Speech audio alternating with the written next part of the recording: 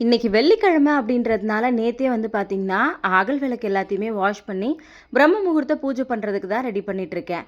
நேத்து கூட கமெண்ட்ல ஒரு சிஸ்டர் கேட்டிருந்தாங்க, "அக்கா நீங்க காலையில ஒரே ஒரு காமாட்சி அம்மன் விளக்கு மட்டும் ஏத்தி பிரம்ம முகூர்த்த பூஜை பண்ணியிருந்தீங்களா?" அப்படின்னு சொல்லிட்டு.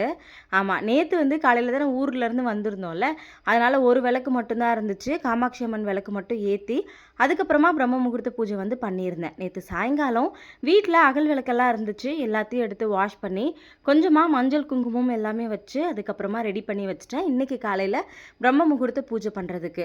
எனக்கு எப்போவுமே இந்த ஒரு அகலில் 5 திரி போடுற மாதிரி விளக்கு இருக்கும்.